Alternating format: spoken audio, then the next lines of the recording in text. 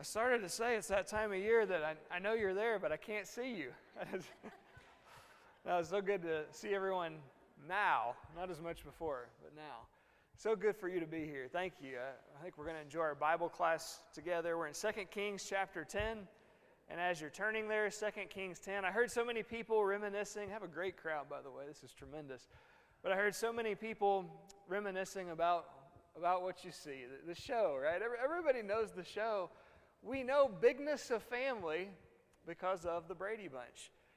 Now, even if we didn't grow up in that era, okay, we know the bigness of family from this group. And if you don't know it from them, you know it from the Bigley Bunch, the bigness of family, and if not from them, from the Clark clan, right? We know bigness of family. Well, we think we know big families. Oh, no. When we get into 2 Kings 10 today, we're going to find out about big families. But it's sad because this big family is not going to be around for much longer. So in 2 Kings 10, we find ourselves, we're in a section of 5 chapters, 9 through 13, that are dealing with swords of retribution. Now, if you'll recall, there's been all kinds of evil going on in the northern kingdom of Israel and the southern kingdom of Judah, and to a certain extent, it almost feels like it's gone unchecked. Now, there have been little punishments that have been handed out here and there, but not like the people deserve. Well, that's about to change by 2 Kings 9 and on through chapter 13. Now, we've already dealt with chapter 9, and as we look back into it, it's been 3 weeks since we've had our normal Bible class, right? Essentially a month. Between the Sundays, we had 2 excellent missionary presentations and a great video. We're glad for all of that. As we're getting back, let's refresh just a hair here. This first sword of retribution comes by the name of a guy called Jehu. Jehu's ruler over where? Up high? Up high. He's Israel, not Judah, but he's up, and Israel is serving as the king over that place. Now, Jehu, if you look back into chapter 9, he has 3 people executed very quickly. Who are these 3? Joram or Jehoram of Israel, not to be confused with Joram or Jehoram, who's already reigned in the south. And then what guy in the south, in Judah, ruling at the same time? Ahaziah, not to be confused with Ahaziah of the north, who has already been and reigned. But there are those 2, the kings of Israel and of Judah, respectively, and in that order, who are executed. And then, so sadly, the gorgeous, congenial personality, lover of people, also known as Jezebel, the queen mother, is finally dead. And she joins her husband, the greatly missed Ahab, in the grave. So he's executed 3 people in this sword, of retribution. So we're getting into chapter 10 today, and we think we know big families through the Brady Bunch, the Bigley Bunch, and the Clark clan. No. This is a big family. Verse 1 of 2 Kings 10. Now, Ahab had 70 sons in Samaria. Let's pause right there. Why do you think these sons are located in Samaria?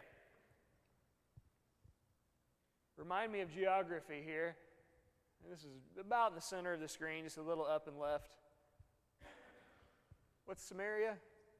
That's the capital city of the northern kingdom of Israel. That is the seat of power, and it makes sense. Ahab was the king. He's not anymore. He's now dearly departed.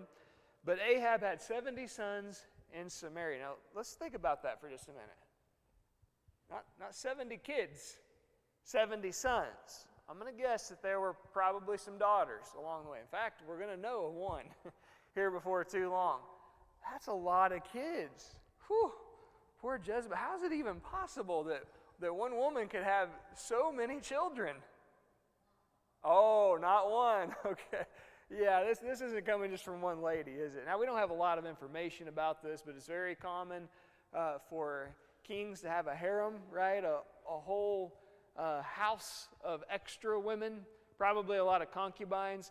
Notice it doesn't mention that Jezebel had 70 sons, but that Ahab, or not Jezebel and Ahab, but that Ahab had 70 sons. Yeah, undoubtedly some of these would have come through his primary wife, but many of them would have had to have come from others also.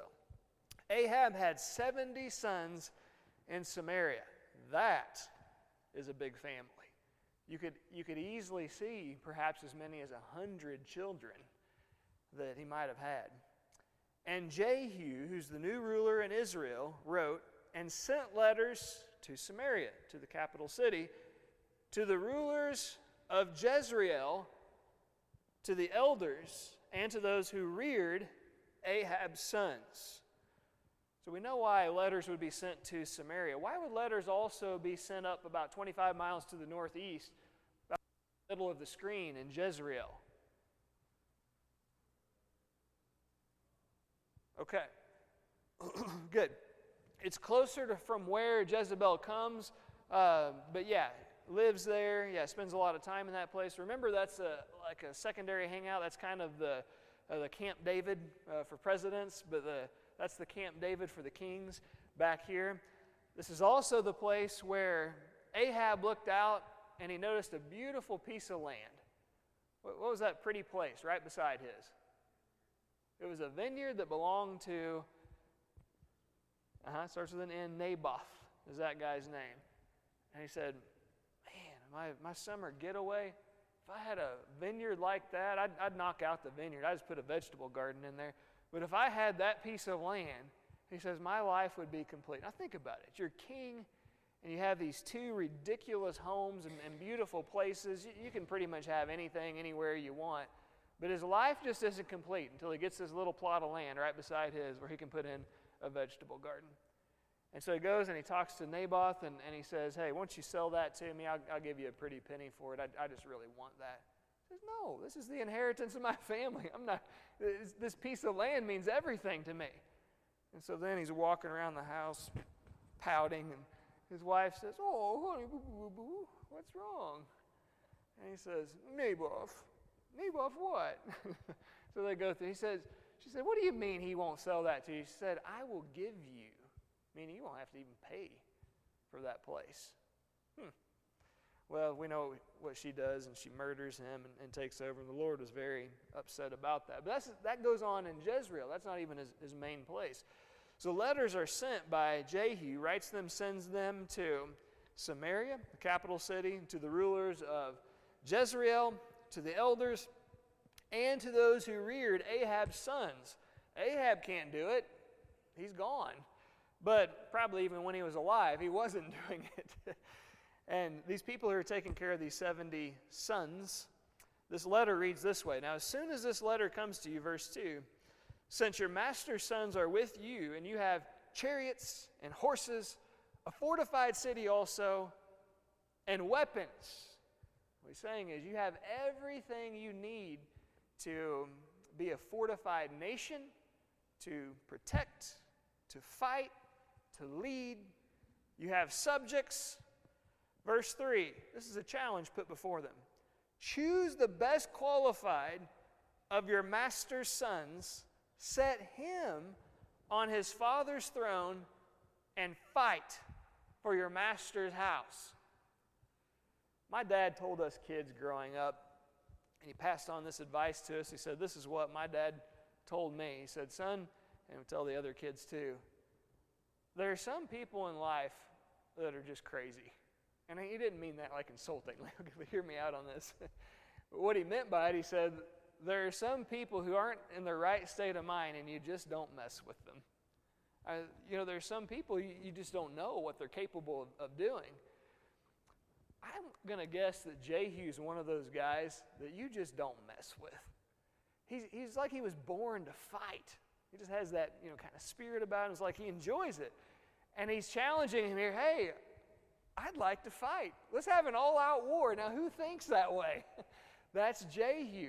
And God has put this guy in a position of authority, not because he's calm and peaceable, but because he's just a little bit wild, and he wants judgment to come where it's due. And so he has this guy who loves to wield the sword. He enjoys to fight. And he sends this letter to Ahab's household. Remember, he's killed the sitting king who was the son of Ahab, and he's taken over. He's not a part of this family. And he says, hey, why don't you try to rise up in rebellion against me? Well, let's just have an all-out war together. Crazy guy. Verse 4, they're kind of smart, I guess in a sense, but they were exceedingly afraid and said, look, 2 kings could not stand up to him. How then can we stand? And he who was in charge of the house, and he was in charge of the city, the elders also, and those who reared the sons, sent to Jehu, saying, we are your servants. We will do all that you tell us, but we will not make anyone king. Now they're showing we're in subjugation. Help me out here. Subjugation, is that right? Subjection would be easier. Okay. All right, so we're in subjection to you, and we're not going to, put this rebellion. We don't want to fight a war. We willingly surrender. We want you to lead our country, is what they're telling him. Verse 6, do what is good in your sight. Verse 6, then he wrote a second letter to them, saying, if you are for me and will obey my voice, here's how you prove your fidelity to me. Take the heads of the men, your master's sons, and come to me at Jezreel by this time tomorrow. All right, now there may be some kind of staying in that same general area, a number of them. We read the 70 sons are in Samaria, but everyone who has any kind of association with Ahab in any way, he says, come travel this 25 miles up to the northeast for those who are in Samaria in different parts, and come meet me, and we will talk about this tomorrow, but here's what you need to bring me to know so I can know that you are on my side. What does he need? What does he need to see? The heads of the 70 sons. Now, this isn't one of those things like you ask someone, will you show me your head of cattle? And they take you out in the field while they're standing, grazing, eating. This is the heads only is what he has in mind. Now, wouldn't that be a horrific scene? I hope no one here has ever been associated with this as far as having to see this in any way. But if you've ever seen it, I have seen it. It's awful, absolutely awful. The detached head of a human being, I felt a sudden sickness come over. And not like a make-believe or not like through a haunted house kind of thing. I mean an actual severed head of a human being who just recently had that attached. It is the worst thing you'll ever see. Immediately, I felt sick. But this guy, he wants 70 of them, and a lot of these undoubtedly would be kids, and he wants them all brought to him. He'll take joy if he can see this. Take the heads of the men, your master's sons, come to me at Jezreel by this time tomorrow. Now the king's sons, 70 persons, were with the great men of the city who were rearing them. So it was, when the letter came to them, that they took the king's sons and slaughtered 70 persons, put their heads in baskets, and sent them to him at Jezreel. Then a messenger came and told him, saying, they have brought the heads of the king's sons. And he said, lay them in 2 heaps at the entrance of the gate until morning. Why do you think there would need to be 2 piles of these heads? There you go. I think that's it, Tony. Very good. It's putting them at the entrance of the gate. Well, it's going to be a pathway like this. And I'm a person for symmetry. Are you? If I just saw one pile of heads, I would say, we've got to fix this as I'm walking through. And so they break them in half, 35 on each side. And I don't think it's just for symmetry, although that might help for the OCDers. But you're going to see this just on both sides as you go through. I think it's part of it. It could be as well, too. We know the biblical number of power that's being shown here. That could be some of the symbolism that's involved. So he says, lay in 30 piles of 35 the entrance of the gate so that everyone passing through is going to see on both sides all these heads. How awful would that be? But one thing's for sure, you would get the message about who has the power now. Now you know who's in control, because there are the decapitated heads of all who could have assumed the throne. There are none left to do so. 9. So it was in the morning that he went out and stood and said to all the people, you are righteous And I think what he's telling them is, you did nothing wrong. Indeed, I conspired against my master and killed him. But who killed all these? This is almost like a setup, isn't it? He ordered to all of these people who were semi-true to Ahab, now if you're really going to follow my leadership in Israel, then kill everyone in the royal family. Jehu's thinking here. He did kill the king who was on the throne in the north, as well as the king who was on the throne in the south, but he didn't kill all of this royal family. And so he asked all the people, he said, who killed all these people? I didn't do this. Know now that nothing shall fall to the earth of the word of the Lord, which the Lord spoke concerning the house of Ahab. For the Lord has done what he spoke by his servant Elijah. Of course, Elijah's already gone also. He didn't die. He wasn't buried. He was transported and transformed, and he went up into heaven, of course, via the chariot of fire. I ask you to turn back, though, to 1 Kings chapter 19. 1 Kings 19. So it's been a little while since we've dealt with Elijah. Let's just be refreshed, because that's what Jehu says here. This goes back to the prophecy that God's servant Elijah, remember Elisha, we still have, but Elijah, the predecessor, made. 1 Kings 19. And this is in the setting where Elijah has run away from the evil queen Jezebel, who is no more. But at that time, she was alive and well, and she was persecuting God's servants and promised to have Elijah killed by the next day. And so he runs away way down to the south to Mount Sinai, where God originally appeared to Moses. Well, 1 Kings 19 in verse 15. This conversation has been had with him. What are you doing here, Elijah? And he said, well, I've done everything you've wanted me to do, and here I'm being persecuted, and I'm the only one left. He says, no, I still have 7,000 just like you. Verse 15, though, he says, go, return on your way to the wilderness of Damascus, and when you arrive, you shall anoint Hazael to be the next king over Syria. And Jehu, the son of Nimshi, you shall anoint to be king over Israel. And Elisha, the son of Shaphat of Abel-Meholah, you shall anoint to be prophet in your place. And the one who escapes from the sword of Hazael shall Jehu put to death, and the one who escapes from the sword of Jehu shall Elisha put to death. Yet I will leave 7,000, he says, in Israel, all the knees that have not bowed to Baal, and every mouth that has not kissed him. So this goes back, according to Jehu, what it was that was spoken by the Lord through his servant Elijah, that he, Jehu, would reign on the throne in Israel, and that he would use the sword to execute wrath on those who were worshipers of Baal, of whom the household of Ahab was a huge portion and led Israel in doing this. Okay, now before you turn back, go forward just to chapter 21 of 1 Kings. Once again, 1 Kings, chapter 21, though. And I wanted to bring up to you about Jezreel involving Naboth's vineyard. There's prophecy that's connected to this. So verse 17 of 1 Kings 21. And the word of the Lord came to Elijah the Tishbite, saying, arise, go down to meet Ahab, king of Israel, who is in Samaria. Behold, he is in the vineyard of Naboth, where he is gone to take possession.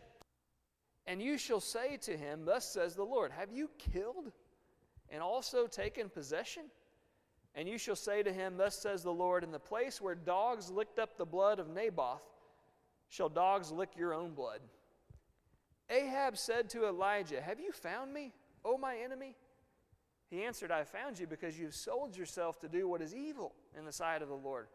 Behold, I will bring disaster upon you. I will utterly burn you up and will cut off from Ahab every male, bond or free, in Israel. And I will make your house like the house of Jeroboam, the son of Nebat, and like the house of Baasha, the son of Ahijah, for the anger to which you have provoked me, and because you have made Israel to sin.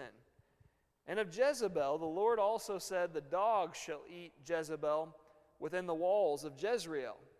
Anyone belonging to Ahab who dies in the city, the dogs shall eat, and anyone of his who dies in the open country, the birds of the heavens shall eat. There was none who sold himself to do what was evil in the sight of the Lord like Ahab, whom Jezebel his wife incited.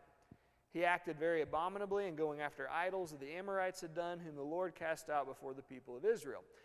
And when Ahab heard these words, he tore his clothes and put sackcloth on his flesh and fasted and lay in sackcloth and went about dejectedly. Again the word of the Lord came to Elijah the Tishbite, saying, Have you seen how Ahab has humbled himself before me? Because he has humbled himself before me, I will not bring the disaster in his days, all the males of his family being cut off. He's not going to see all of his kids die. But in his son's days, such as Jehoram, I will bring the disaster upon his house. Isn't that crazy when you go back and you read all of that? Because now we understand how it all unfolds, and we say, yeah, A, B, C, and D, and the timeline's absolutely perfect. And he repented, so we're going to revise it just a little bit. And it all comes to pass exactly the way the guy who's died many years back, if not around a decade or so by this point, exactly the way the man of God predicted it, just as heaven revealed it to him. So I hope that helps you as it does me to gain some more appreciation about the mind of God, number one. And number two, just how much you can trust the word of the Lord. If he spoke it, take it to the bank, cash it in. It's guaranteed. He does not lie. He does not make mistakes. He knows everything. So back in our text of 2 Kings 10, verse 10, Jehu says, Know now that nothing shall fall to the earth of the word of the Lord, which the Lord spoke concerning the house of Ahab, for the Lord has done what he spoke by his servant Elijah. Ahab has died. We have Jezebel who has died, and in Jezreel, the dogs lick up their blood, we have recorded, just like the Lord predicted. And after Ahab exits the scene, all of his 70 sons are going to be slaughtered, but there's a little element of the prophecy that's left. What is left unfulfilled as far as deaths go? All in Ahab's house will be cut off, whether free or bond or slave, or in other words, whether they're like biological relation or if they've just been devoted in any way, any connection at all. Servants even of Ahab's house. Servants are still around. But it's the servants who have killed all in this royal family. Jehu told them to do that. They do it, and then as everyone's coming in and they're seeing this grotesque scene of all these decapitated heads of the royal kids on their left and on their right, they're walking through and undoubtedly they're infuriated by this, sickened.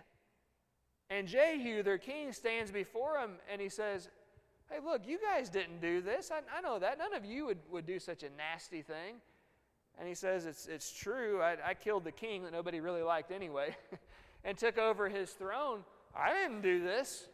So who do you think did it? The servants of Ahab.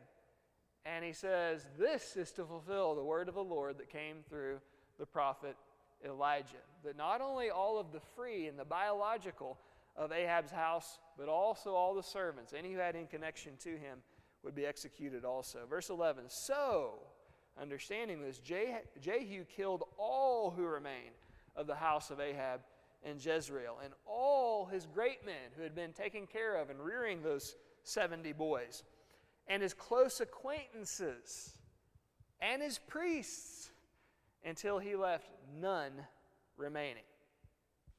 Verse 12, And he arose and departed and went to Samaria. Remember, this takes place at Jezreel, so he goes back down about 25 miles down to the southwest to the capital city of Samaria. On the way at Beth-Eked of the shepherds. And it's actually going to be a little bit more than that, because you can tell he's going to go over to Beth-Eked, that direction, and then he'll be heading probably due south. But at it's Beth-Eked, of the shepherds, Jehu met with the brothers of Ahaziah, king of Judah. And that's one of the guys he's just killed, who was a part of the married into family of Ahab. And he said, Who are you? So they answered, Oh, we're the brothers of Ahaziah. They're probably used to getting respect. when they find out you're part of royalty. That's not good news for these guys because this dude has been slaughtering all these people of royalty and anyone who has any association to them. They say, we've come down to greet the sons of the king and the sons of the queen mother. Oh, that's a good association right now, isn't it? They just signed their death warrants, what happened. And they say, okay, we're royalty, we're family of those in the south, but we're also friendly to the royalty in the north. We love Ahab and his house. They married into it. And he said, take them alive. So they took them alive, but they didn't keep them that way for very long. They killed them at the well of Betheked, 42 men, and he left none of them. Listen, when God says something, he means it, and when he speaks it, it will always happen. And so this unfolds exactly the way that God had predicted so many years prior through Elijah. But not just the biological, not just the closest, but any acquaintances, any connections, anyone that has anything to do with the evil of Ahab and Jezebel, the household that have gone along with it. And that's also why all this judgment comes on the royalty in the south, because they just continue having these alliances with Ahab and his family, and they even marry into it. And God says, I've had enough of them also. And so he just wipes this place clean through this sort of retribution of Jehu. Down in 15, now when he departed from there, he met Jehonadab, the son of Rechab, coming to meet him, and he greeted him and said to him, is your heart right, as my heart is toward your heart? And Jehonadab answered, it is. Jehu said, if it is, give me your hand. So he gave him his hand, and he took him up into the chariot. Then he said, come with me, and see my zeal for the Lord. I want to talk about this guy just a little bit. He's this strange character who comes on the scene. We're told his name is Jehonadab, and he's the son of Rechab. And you know me, I confess this to you every now and then. I'll be involved in the important parts of the study, and then I'll get distracted by the rabbit trails. I find them fascinating. So if you let me chase this rabbit, we'll zigzag just a little bit. Go to 1 Chronicles chapter 2. Because I just didn't know really anything about this guy. And I'm thinking, okay, who is he? What's his background? It almost sounds like perhaps he's a non-Jew, but maybe he's a Jew, and I don't know. Anyway, so I got to digging a little bit, and just a couple of passages we'll read about this guy and these people. 1 Chronicles 2, and we'll look at the last verse of that chapter, number 55. Pretty long chapter, but pretty short verses. 1 Chronicles 2, 55. The clans also of the scribes who lived at Jabez, the Tirathites, the Shemaathites, and the Succothites. These are the Kenites who came from Hamath, the father of the house of Rechab. All right, so here we find this guy, Rechab. He's kind of an origin of sorts, okay, of this group. And here's what we're told about them. Hamath, that's the land of Canaan. And Kenites, now these are elsewhere connected, you may or may not be aware of this, to the Midianites of the Bible. The Midianites are not Israelites. So these are Gentile people. Now there are some people of whom are the Midianites or the Canaanites who choose to somewhat assimilate into Israelite culture. In fact, we know Moses' father-in-law, right? Jethro and the connection, a Midianite who comes in among them. Okay, so we have that background. These are not Jews. These are Gentiles. Last one, turn to Jeremiah 35. We're going to fast forward in Israelite history somewhat. Jeremiah 35, we're going to read in verses 8 through 10. 35, 8 through 10. What kind of people were the Rechabites, the Kenites, the Midianites? Verse 8, Jeremiah 35. We have the people who are the descendants of this one. We have obeyed the voice of Jonadab, or Jehonadab elsewhere, the son of Rechab, our father, and all that he commanded us, to drink no wine all our days, ourselves, our wives, our sons, or our daughters, and not to build houses to dwell in. We have no vineyard or field or seed, but we have lived in tents. In other words, they continued to live this agricultural, they're farmers, a nomadic existence among the Israelites. We've obeyed and done all that Jonadab our father commanded us. So we find out in verses 8 through 10. Now if you'll skip down into 18 and 19, same place. But to the house of the Rechabites, Jeremiah said, Thus says the Lord of hosts, the God of Israel. Just a little bit of perspective in this place. God's telling of the judgment He's going to bring on this land and the captivity that they're going to have to endure, of course, in Babylon. But thus says the Lord of hosts, the God of Israel, because you have obeyed the command of Jonadab your father, and kept all his precepts, and done all that he commanded you, therefore thus says the Lord of hosts, the God of Israel, Jonadab the son of Rechab shall never lack a man to stand before me. That's a prophecy that God makes about this group. What we know about them is this, that they are servants of Yahweh. It doesn't seem that they follow all the law of Moses, but as Gentiles they didn't have to do that. But they live morally according to the moral code of the patriarchs, and they serve God, and they live among the Israelites, even though they never really fully become Israelites themselves. Now, as I continue going down this rabbit trail, and I'll stop right here, we'll move on, I found this fascinating. There was a report, and I don't know the exact timeline of it. I'm going to guess it would go at the most as far back as the 1800s, maybe still in the 1900s. But there was this, it appears, an archaeologist who went down and was looking around this area, and he'd known about these people from Scripture. And he asked around, have you heard of the descendants of Jehonadab or Jonadab? Have you heard of any Rechabites? And they said, oh yes. And they pointed him to this area around Mecca.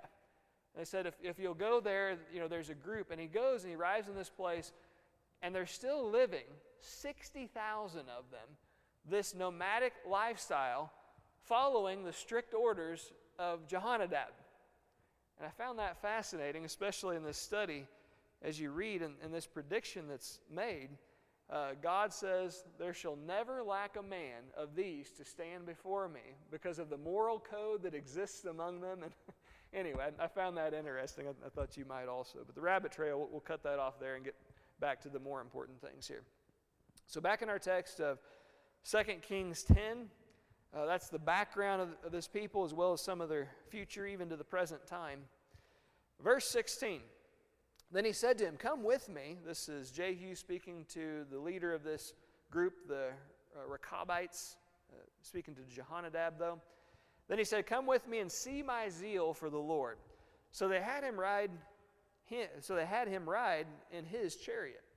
And when he came to Samaria, he killed all who remained to Ahab in Samaria, till he had destroyed them according to the word of the Lord, which he spoke to Elijah. I would like to go back and, should I? Okay, very briefly. Keep your spot here. Look back at 1 Kings 15. The rest we can cover pretty quickly. 1 Kings 15. This has happened, this turmoil in Israel, multiple times, especially very early on in the division of the kingdom. 1 Kings 15, this is the first instance of it. Of course, you have Jeroboam, who starts to reign in the north, and then his son, Nadab, assumes the throne. We'll look in verse 27 of 1 Kings 15. Baasha, the son of Ahijah, of the house of Issachar, conspired against him. That is Nadab, who is the son of Jeroboam. And Baasha struck him down at Gibbethon, which belonged to the Philistines, for Nadab and all Israel were laying siege to Gibbethon. So Baasha killed him in the 3rd year of Asa, king of Judah, and reigned in his place. And as soon as he was king, he did a purging of all the house of Jeroboam. He left to the house of Jeroboam not one that breathed, until he had destroyed it according to the word of the Lord that he had spoken by his servant Ahijah the Shilonite. Now go into chapter 16. You might not even have to turn the page. Chapter 16, verses 9 through 12. But his servant Zimri, and this is when Elah is reigning as king of Israel, but his servant Zimri, commander of half his chariots, conspired against him. when he was at Tirzah, drinking himself drunk. What a great leader. In the house of Arza, who was over the household in Tirzah, Zimri came in and struck him down and killed him in the 27th year of Asa, king of Judah, and reigned in his place. So within about the quarter of a century, this takes place. When he himself began to reign, as soon as he had seated himself on his throne, he struck down all the house of Baasha. He did not leave him a single male of his relatives or his friends. You can see in verse 12, thus Zimri destroyed all the house of Baasha according to the word of the Lord, which he spoke against Baasha by Jehu, not the same guy who's going to be king, but Jehu the prophet. Anyway, the point being this, tragically, we see this a lot in Israel, and it's something you still see in many parts of the world where you have a government that is utterly corrupt and leaders that are morally depraved. You see it in dictatorships especially. There's just this constant overthrow. The strongest, the meanest, the worst of criminals are taking over and ruling the country. And it's not the same family a lot of times, maybe for a little while, but just for one or two rulers, and then you'll have the next bad bunch that comes in. And tragically, this is happening in all places in the world among God's people. It should never be that way. So 2 Kings 10, when he came to Samaria, he killed, verse 17, all who remained to Ahab in Samaria. We've seen this purging multiple times, and we see it again, till he destroyed them all according to the word of the Lord, which he spoke to Elijah. Let's finish up now. 18, then Jehu gathered all the people together and said to them, Ahab served Baal a little. Really? Well, this is a relative statement.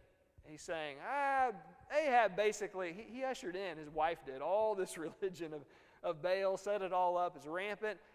And he said, he just dabbled in Baal worship. Jehu, though, he will serve Baal much. And so this fires up all the worshipers of Baal because that worship has kind of been put away for a while. And he's going to bring it back out and make it greater than ever before. So the Baal adherents are head over heels about this. Now, therefore, he says, call to me all the prophets of Baal, all his servants and all his priests. Let no one be missing, for I will have a great sacrifice for Baal, the best worship of which you've ever been a part. Whoever is missing shall not live, if the former wasn't motivation enough. But Jehu, we're told, acted deceptively with the intent of destroying the worshipers of Baal. And Jehu said, proclaim a solemn assembly for Baal. So they proclaimed it. Then Jehu sent throughout all Israel, and all the worshipers of Baal came, so that there was not a man left who did not come. So they came into the temple of Baal, and the temple of Baal was full from one end all the way to the other. And he said to the one in charge of the wardrobe, bring out the vestments for all the worshipers of Baal. So he brought out vestments for them. Then Jehu and Jehonadab, the son of Rechab, went into the temple of Baal and said to the worshipers of Baal, search and see that no servants of the Lord are here with you, but only the worshipers of Baal. So this is a finely set up plan. He says, Ahab, you just thought he was crazy about Baal. That's because you never met me. Biggest Baal supporter ever, he claims for himself. We're going to have the greatest worship service for Baal that's ever been. Anyone who has any affinity for Baal, make sure you don't miss out on this. Number one. Number two, if you're a servant of Baal and I find out that you have, you will be executed. Okay. So all of them congregate together, all the worshipers of Baal. And then he goes through with a fine-tooth comb to make sure that nobody gets mixed up in this who should not be. And so he goes through it and ensures that there are no worshipers of Yahweh that are found in this group. So that's going to protect God's people. Now verse 24. So they went in, the time has come to offer sacrifices and burnt offerings. Now Jehu had appointed for himself 80 men on the outside and had said, if any of the men whom I have brought into your hands escapes, whoever lets him escape, it shall be his life for the life of the other. Now this is a tough, no-nonsense ruler. And remember, a guy who has his sword and is not ashamed of it and is happy to use it whenever he can. God has a place in his plan for a guy with this mentality. 25, now it happened as soon as he had made an end to the burnt offering that Jehu said to the guard and to the captains, go in and kill them. He unleashes the military against them. Let no one come out. And they killed them with the edge of the sword. Then the guards and the officers threw them out and went into the inner room of the temple of Baal. And they brought the sacred pillars out of the temple of Baal and burned them. And they broke down the sacred pillar of Baal and tore down the temple of Baal and made it a refuse dump to this day. Thus Jehu destroyed Baal from Israel. That's incredible, isn't it? This guy with a zeal for God and a love for His Word, he wants to make sure that he fulfills every dot of an I and every cross of a T to everything that has been predicted through His prophets. If you're thinking, well, wait a minute, this guy is a ruler of Israel, and we always say about Israel, there were no good kings in Israel. How is it that we've overlooked this guy? He's amazing. Or is he?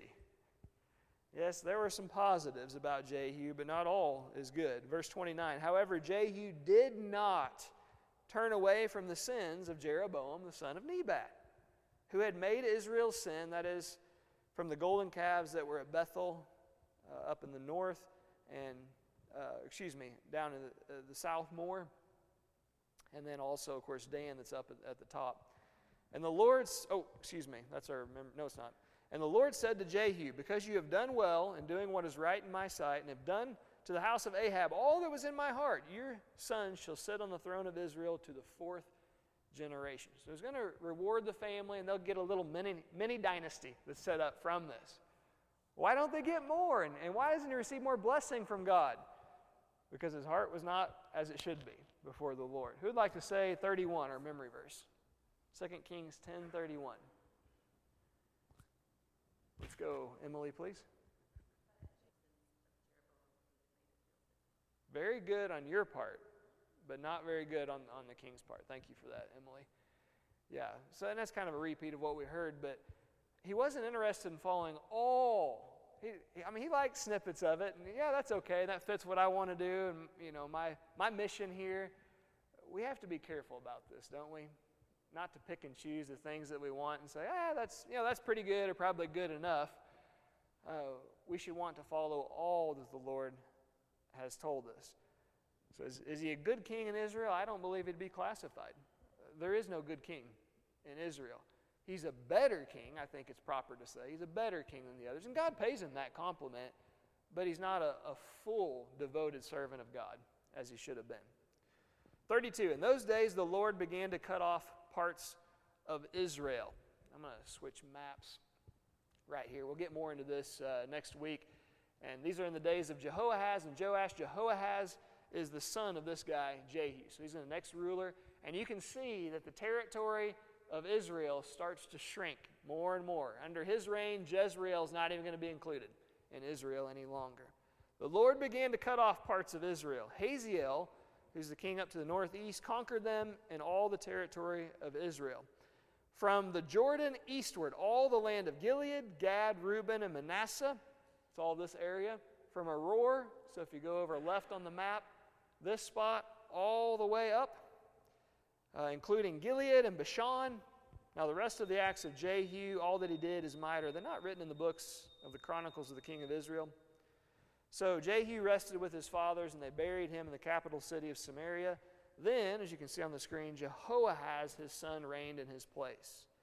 And the period that Jehu reigned over Israel and Samaria was 28 years. There's so much time that's dedicated to inspired space to what this guy did compared to a lot of other kings, not because he's this tremendous servant of God, but because he fulfilled the word of the Lord. He did a lot of good things, but unfortunately he didn't fully give himself to God as he should have. But thankfully this much we do know. The influence of the evil Jezebel, it's finally gone from Israel, right? All the kids of Ahab have been wiped out, all who were devoted to him. Well, that's actually not the way the text reads. It talks about all the males were cut off. All the males were executed. And it leaves out one young lady by the name of Athaliah, who is the daughter of Ahab and Jezebel. And we'll see some continuing influence of Jezebel, believe it or not, even next week in chapter 11. So please read that, the 21 verses of chapter 11. We'll commit to memory verse 20, the second to last. 2 Kings 11:20, memory work. That whole chapter we'll discuss next week. Anything else, though, before we take a little break from chapter 10? Okay, good to be back in Kings class with you. Thanks.